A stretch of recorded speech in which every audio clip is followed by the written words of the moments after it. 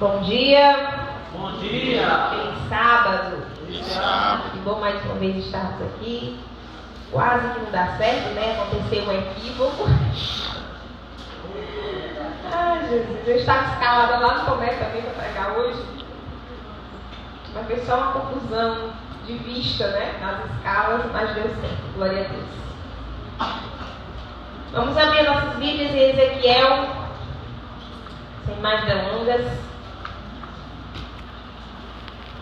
Procurei um homem.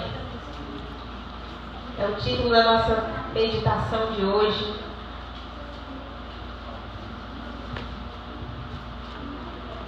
Ezequiel 22.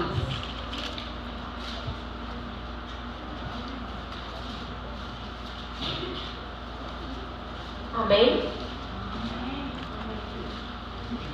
Ezequiel capítulo 22. Oremos. Santíssimo Deus e amado Pai, nesse momento, Senhor, Tua palavra se encontra aberta. Palavra que tem poder de transformar vidas, Senhor. Ela não apenas nos informa, mas ela também nos transforma. E te pedimos, Pai, que o Teu Espírito Santo nesse momento venha falar aos nossos corações, que possamos sair daqui não da mesma forma que entramos, mas na certeza que o Senhor nos fez um chamado, que o Senhor falou ao nosso coração. E te pedimos, Pai, humildemente, que o Senhor abra os nossos ouvidos, a nossa mente, nos dando a sabedoria e o entendimento, para que possamos não ser somente ouvintes, mas praticantes da Tua palavra. É o que te pedimos em nome de Jesus. Amém. Amém. Amados, Ezequiel 22 e o tempo do fim. Ezequiel 22 é um capítulo que ecoa nos nossos últimos dias. Não é apenas uma denúncia contra Jerusalém, certo? A Jerusalém antiga.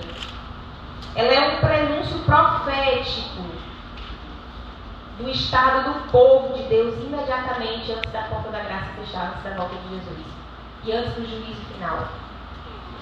Ela não é apenas um capítulo histórico, é um raio-x espiritual. Onde aqui Deus abre Jerusalém e mostra as entranhas de Jerusalém. E o mais interessante, irmãos, que o que nós vamos ver aqui hoje não é muito diferente da nossa sociedade, de algumas igrejas. Glória a Deus que não é daí, referente à igreja de Limoeiro. Amém? Amém. E também os que aguardam a volta de Jesus, infelizmente. Nós iremos aprender algumas verdades solenes. Por isso que Ezequiel 22, versículo 1, o Senhor diz assim: o Senhor me disse o seguinte. O meu cabeçalho do meu capítulo diz assim: os crimes de Jerusalém. Quem era Jerusalém? Uma cidade santa, não era para ser? Mas o Senhor já começa dizendo, falando sobre os crimes. E ele diz assim: o Senhor me disse o seguinte: homem mortal, você está pronto para julgar a cidade que está cheia de assassinos? Mostre a ela todas as coisas vergonhosas que tem feito. Conte a ela tudo aquilo que eu, o Senhor, estou dizendo. Você, cidade assassina, matou muitas pessoas do seu próprio povo, se tornou impura, fazendo ídolos e os adorando. E por isso o tempo do seu castigo está cada vez mais perto. Você é culpada dessas mortes e se tornou impura por causa dos ídolos que fabricou. E por isso o seu dia está chegando, o seu tempo acabou. Foi por isso que eu deixei as outras nações caçoarem e zombarem de você. Países de perto e de longe caçoam de você por ter fama de cidade de desordeiro. Todas as autoridades de Israel confiam na sua própria força e cometem assassinatos. Na cidade, ninguém honra o pai nem a mãe. Vocês maltratam os estrangeiros que moram no meio de vocês e exploram viúvas e órfãos. Vocês não respeitam os lugares sagrados, nem guardam o sábado. Uns dizem mentira a respeito dos outros, que por causa disso são mortos. Alguns comem sacrifícios oferecidos aos ídolos. Outros estão sempre satisfazendo as suas paixões. Outros têm relações sexuais com mulheres do seu próprio pai. Outros ainda obrigam mulheres que estão menstruadas a terem relações com eles. cometem adultérios e seduzem suas noras ou as suas meias-irmãs. Alguns dos seus moradores matam por dinheiro, outros emprestam dinheiro a juros e ficam ricos, explorando os seus próprios irmãos israelitas. Eles esqueceram de mim. Sou eu, o Senhor Deus, quem está falando. Irmãos, aqui quando a gente olha, a gente vê uma cidade religiosa, mas corrompida. E Deus manda Ezequiel julgar a cidade. Vocês prestaram atenção que não é a cidade do Egito, não é Babilônia, é Jerusalém. É a cidade que tinha templos, é a cidade que tinha sacrifício, que tinha o sábado, que tinha lei, que tinha sacerdotes, que tinha profetas. A primeira verdade que nós aprendemos é uma verdade que nós já sabemos, como Pedro diz. O juízo começa pela casa de Deus. Irmãos, o problema ali não era a ignorância da verdade. Eles tinham a verdade. O problema daquele povo era a rejeição da verdade vivida. O povo conhecia a lei, mas não permitia que a lei moldasse o caráter deles. O povo tinha religião, mas não tinha arrependimento. Eles tinham até culto, mas eles não tinham santidade para ter culto. Vocês estão entendendo a noção? E Deus ele começa a listar os pecados de Jerusalém: desprezo aos pais, violência, imoralidade, opressão do fraco, ganância, suborno, profanação do sábado. Irmãos, isso não é muito distante do nosso tempo. É um retrato dos nossos dias. Mas glória a Deus que isso não acontece conosco aqui. Diga amém. Amém. É um espelho, sim, do nosso tempo. Sabe por quê? Porque nós vivemos uma geração que ela relativiza a autoridade. Nós vivemos uma geração, irmãos, onde eles espiritualizam a desobediência e chama de amor aquilo que Deus chama de transgressão. Vivemos ou não vivemos uma época dessa? Vivemos. Vivemos um tempo que se fala muito de Deus, mas vive pouco para Deus. E o mais assustador, como vocês já perceberam, é que tudo isso está acontecendo dentro do contexto religioso.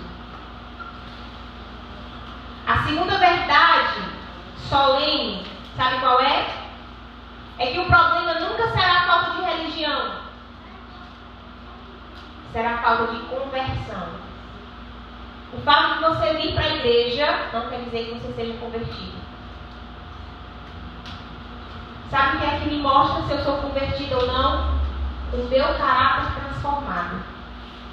Se antes eu praticava algo que, aos olhos do Senhor, fazia com que o Senhor se entristecesse, eu deixo de praticar aquilo. Eu sou transformada. Irmãos, e quando nós vamos para Ezequiel 22 e 26, diz assim: os sacerdotes desobedecem à minha lei, não têm respeito por aquilo que é santo. Diga misericórdia. Misericórdia. Misericórdia, irmãos. Quando nós vemos aqui, nós nos deparamos com a liderança corrompida. Deus agora expõe os líderes. Deus ele diz que os sacerdotes ali, eles não fazem diferença entre o santo e o profano. Quando Jonas vai pregar em Nínive, e ele prega, Deus diz para Jonas, pelo amor de Deus, aquele povo não sabe nem diferenciar a mão esquerda da mão direita, né? Mas eles conheciam a Deus? Não. Eles eram um povo pagão. Mas nem todos se convertem. Mas aqui, irmãos, eram sacerdotes. Trazendo para os nossos dias, eram os pastores. Que não conseguiam diferenciar o santo do profano. E aqui está o coração da crise final, irmãos. No grande conflito dos últimos dias, não é apenas sobre o sábado ou sobre o domingo, mas sobre uma santidade versus secularidade. Nós vemos igrejas aí bem secularizadas já.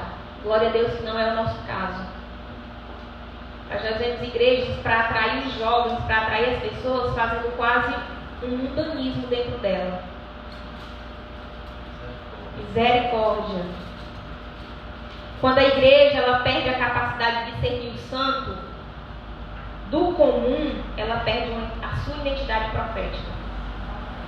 A serva do Senhor diz que o maior perigo da igreja é perder o senso de santidade de Deus e o senso do pecado. Irmãos, o pecado não é relativo não, viu? Eu acho que aquilo ali é pecado, irmão. Não é não. Irmãos, é pecado. Se Deus diz que é pecado, é pecado. Não tem história de eu achar. Eu acho que não é não. Não tem isso. Irmãos, aí quando nós chegamos no verso 18, se a gente voltar um pouquinho, Deus usa uma figura fortíssima. Ele diz assim, versículo 18: homem mortal, os israelitas não têm valor para mim. Eles são como a mistura de cobre, estanho, ferro e chumbo, que sobra depois que a prata é refinada na fornalha. Em outras versões, Deus diz que o povo é como se fosse escória. Sabe o que é escória? Irmãos, escória é um resíduo inútil que o metal, depois de ser purificado, fica no purificador. É um metal que passou pelo fogo, mas não teve purificação. Isso é escória. Irmãos, e isso é profundamente escatológico, porque no tempo do fim é o tempo do fogo provador. Sabe por quê? Porque as crises finais, elas vão vir. Mas ela não vai vir para destruir o povo de Deus, mas para revelar quem realmente é o povo de Deus. Vai revelar quem é o povo de Deus. Sabe por quê? Porque o mesmo fogo que purifica o ouro, ele consome a palha. E a terceira verdade solene: o mesmo fogo que purifica o caráter dos fiéis revela a hipocrisia dos que apenas professam.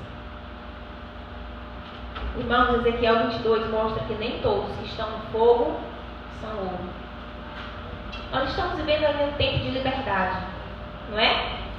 Nós ainda estamos aqui frequentando aos sábados a nossa igreja, ainda estamos cultuando o nosso Deus em PGs, ainda podemos fazer culto nas praças, ainda podemos ler a nossa Bíblia e carregar ela para onde a gente quer. Mas vai chegar um tempo que isso aí vai acontecer, que nós não poderemos mais cultuar o nosso Deus nas nossas igrejas, elas serão fechadas. Nós não poderemos mais usar a nossa Bíblia publicamente. Eu não posso dizer, eu sou adventista do sétimo dia. Poder eu até posso, mas a consequência vai vir. Mas isso aí, tudo é necessário que aconteça justamente para fazer uma divisão, irmãos. Quem assistiu o filme O Grande Conflito? Já assistiu o filme? O Grande Conflito? Bem antigo, né? Deveriam até já fazer uma coisa bem mais nova, né? Mas aquele filme ali relata muito que nós iremos viver no tempo do fim, nos últimos dias da grande crise. Porque a grande crise, irmãos, nos últimos dias não será externa, será interna. Eu vou lutar no meu sangue de Jesus no poder.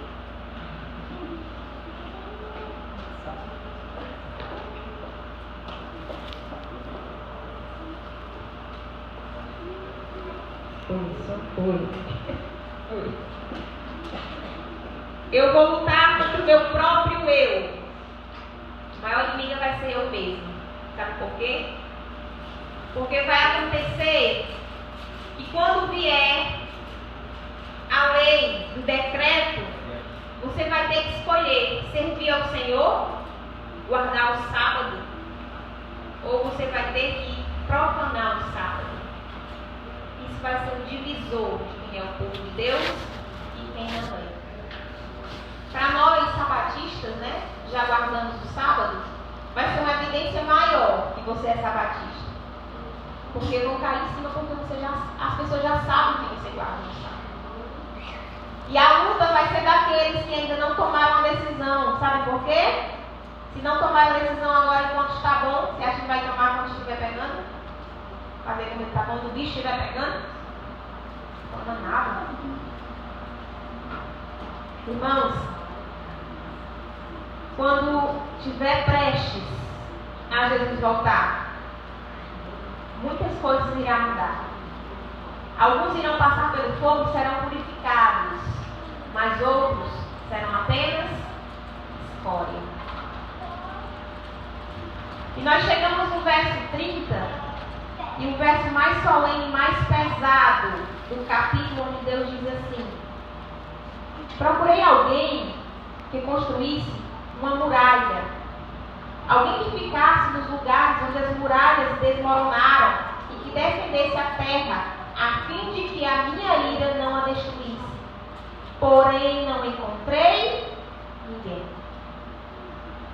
Irmãos, Deus ele não procurou uma multidão, um sistema, uma igreja, uma instituição. Deus procurou apenas um homem. Quando a Bíblia fala homem, é homens e mulheres. E a frase termina dizendo que Deus ele não encontrou ninguém.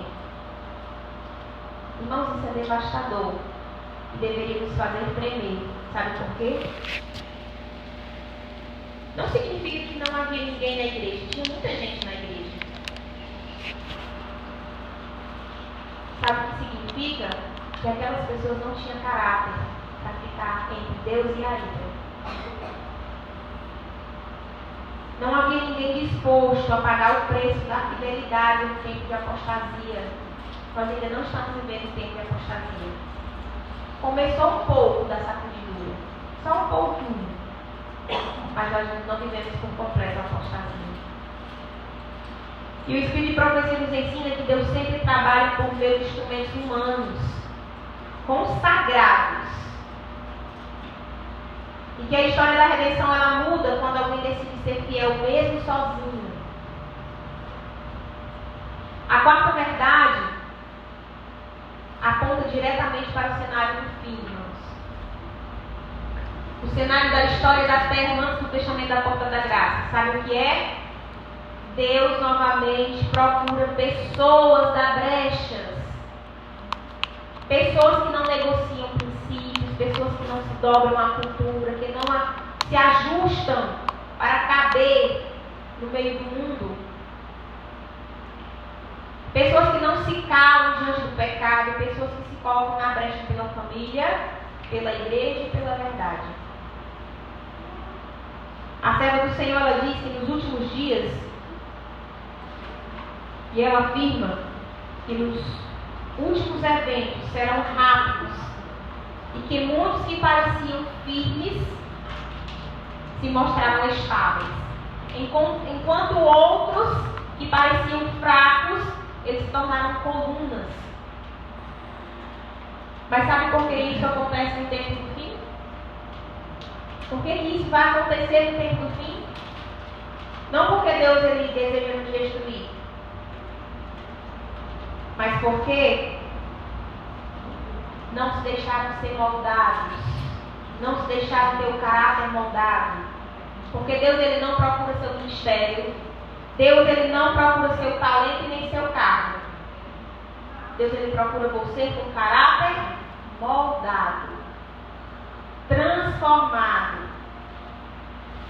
E o capítulo 22 de Ezequiel é um aviso claro que quando não há intercessores, o juízo de Deus avança e Deus permite que as consequências venham. Deus ele estende a misericórdia para cada um de nós todos os dias. Diga amém por isso. Amém. Mas quando a misericórdia de Deus é rejeitada, ela se transforma em juízo inevitável. Se nós formos ver na Bíblia vários foram abreviados e inevitáveis por escolha própria da pessoa. Ananias e Safira. Eles eram para ter morrido ali? Não. Mas eles escolheram ser infiéis e mentir para Deus. Aconteceu um juízo prévio, para eles, repentino e inevitável. Por isso que o chamado final é a quinta verdade solene. Deus está procurando, e Ele procura homens e mulheres que tapem os muros da família, da igreja e da juventude. Pessoas que se colocam na brecha quando o mundo pressiona, quando a fé é ridicularizada, quando a verdade é chamada de intolerância. Irmãos, o remanescente fiel, ele não será perfeito. Não vai ter perfeição ainda, enquanto não houver glorificação. Mas o remanescente fiel, ele será fiel. Não será numeroso, porque a própria palavra diz que é remanescente.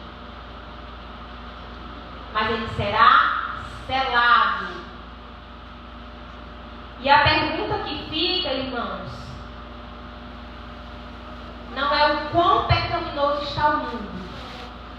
Porque às vezes a gente se preocupa tanto, com o que está acontecendo no mundo. A gente fica olhando os jornais, os noticiários, vendo o que está acontecendo. E é uma preocupação se vai acontecer terceira guerra, se não vai, se vão mandar uma bomba para o Brasil, se os homens vão precisar se alistar no exército para ir. A gente fica se preocupando com isso. O quão pecaminoso está o mundo. Mas a pergunta é: Deus encontra em mim alguém da brecha? Deus encontra em mim alguém que fique entre a brecha? Talvez Deus esteja olhando hoje para esta igreja e talvez Ele esteja passando pelos bancos desta igreja, como passou por Jerusalém. E Ele passa procurando alguém, não alguém famoso, não alguém que sabe pregar, não alguém eloquente, mas alguém quebrantado. Alguém que ore quando ninguém ora. Alguém que permaneça fiel quando todos cedem. Que viva a verdade, não apenas pregue a verdade. Alguém que diga assim: Senhor, mesmo que eu fique sozinho, eu estou contigo. Porque a gente sabe que daqui para Jesus voltar, muitas famílias irão acontecer separações. Eu falo separações porque uns vão para um lado e outros irão para outro. Jesus ele mesmo disse que ele não iria trazer, aliás, que ele iria trazer o quê? Espada. Porque Deus ele nos deu o livre-arbítrio. Eu não salvo meu esposo, nem ele me salva. É uma decisão dele. É uma decisão minha. A quem eu devo seguir. Por isso que eu tenho que dizer assim: Senhor, o Senhor encontra em mim essa mulher que no tempo do fim, quando estiver prestes, quando estiver na última crise, quando estiver tudo escuro, Senhor, o Senhor vai encontrar em mim alguém que vai permanecer firme. Mas deixa eu dizer uma coisa para vocês, irmãos. Se você quer que isso aconteça, você precisa pedir ao Senhor que te transforme hoje, agora. Que o seu caráter seja moldado hoje, agora. Porque a última verdade solene, irmãos, é que no tempo do fim não vai haver espaço para a neutralidade. Ou estaremos na brecha, ou faremos parte da escolha. E eu tenho certeza que ninguém aqui vai fazer parte da escória. Porque a escória é inútil. Não serve para nada. Deus ainda procura pais e mães que ficam na brecha pelos seus filhos. Deus ainda procura jovens que ficam na brecha pela geração corrompida. Porque deixa eu dizer uma coisa para vocês, jovens. Se Jesus não voltar na minha geração agora, vocês terão a próxima geração que precisam ter um caráter moldado por Jesus. E vocês precisam tomar a decisão agora, hoje, nesse tempo, e permitir que Deus molde, transforme. Para que Deus possa assim, olha, eu procurei na cidade de Limoeiro, procurei em Xeré, procurei nas igrejas adventistas. Eu procurei, mas eu encontrei. E não dizer, eu procurei e não encontrei nenhum. Eu acredito que ninguém queira ouvir isso da voz do Senhor.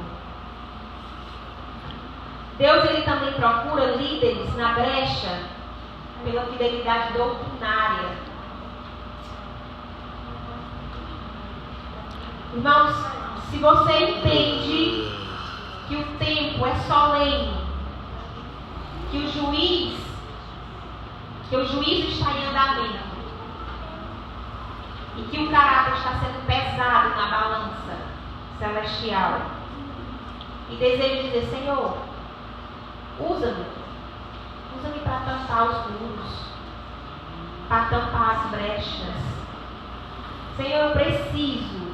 Eu sei que eu ainda tenho muitas coisas que precisam ser mudadas, porque nós temos.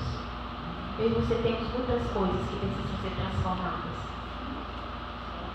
Se você aceita ser essa pessoa, não uma pessoa perfeita, mas uma pessoa disponível, e você fique de pé e diga, Senhor, usa-me, molda-me, porque eu não quero ouvir do Senhor. Olha, eu procurei em vários lugares homens e mulheres, mas não achei. Eu procurei vários homens e mulheres de caráter fiel a mim, mas eu não achei. Mas que a gente possa ouvir do Senhor. Eu encontrei vários homens e várias mulheres, vários jovens que teve o caráter transformado, foi fiel a mim, porque me permitiu, me deixou ser moldado, se deixou ser moldado, se deixou ser usado, se deixou ser transformado. Então louve o Senhor e faça desse louvor a sua oração.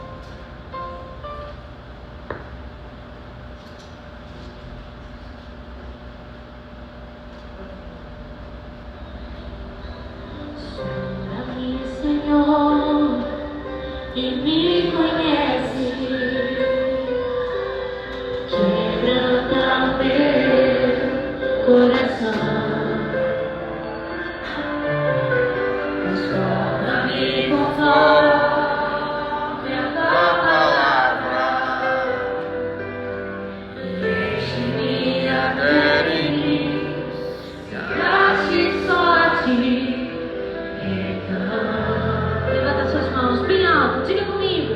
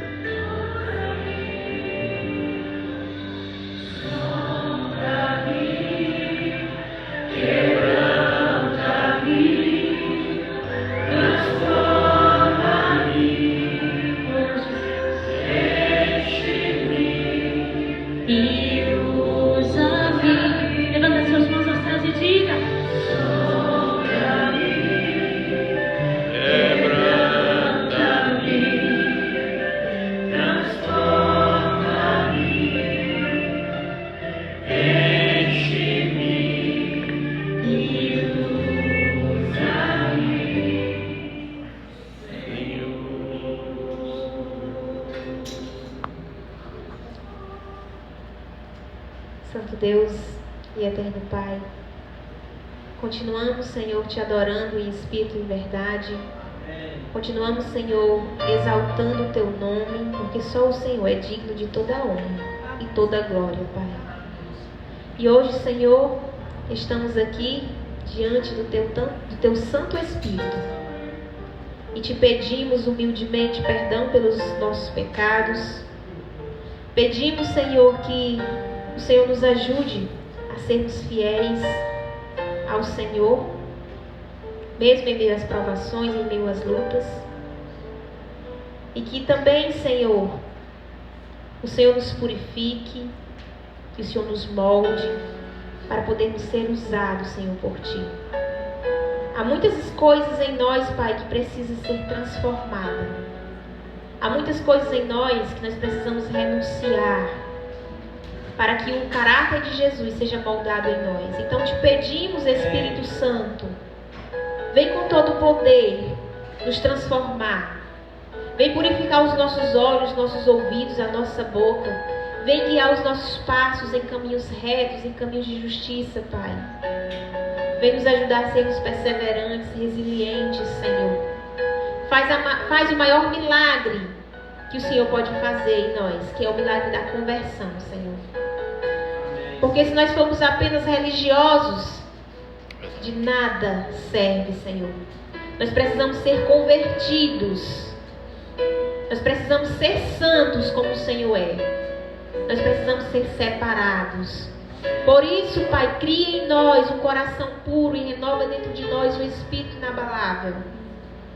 Aperfeiçoa, Pai, o teu poder na nossa fraqueza. Nos fortalece, Senhor. Nos ajuda nas nossas dificuldades, Pai, que só o Senhor sabe. Que quando Jesus vier nas nuvens do céu, Pai, nós não queremos apenas ver, mas nós queremos subir com Ele. Amém. Nós queremos morar, Senhor, na Canaã, na cidade santa, na Nova Jerusalém, pelo resto dos nossos dias, pela eternidade, Pai. Mas nós sabemos que para isso existe uma condição. E essa condição é se converter. Abandonar os maus caminhos, os maus desejos. Não cometer os mesmos pecados que Jerusalém antiga cometeu. Porque nós queremos ouvir do Senhor. Filha, filho, eu procurei homens e mulheres e encontrei. Eu encontrei em vocês homens e mulheres que se colocaram, se posicionaram no meio da brecha, entre a brecha. E vocês foram fiéis até o fim. Vinde, benditos de meu Pai, entrai pelas portas da cidade santa, o qual eu preparei antes da fundação do mundo para vocês. Nós queremos ouvir isso, Pai. Sim. Por isso, Espírito Santo, te damos total liberdade para o Senhor nos transformar, nos moldar, nos purificar e nos ajudar a renunciar tudo o que precisamos renunciar. Nos leva agora em paz, Senhor, para os nossos lares, na companhia dos seus santos anjos, e vai ao encontro de cada um, Pai, de cada filho teu que não pôde vir e aqueles que não estão mais presentes junto com o teu povo. Que o Senhor possa ir ao encontro deles e trazê-los de volta enquanto há tempo. Tudo isso te pedimos no doce nome de Jesus. Amém.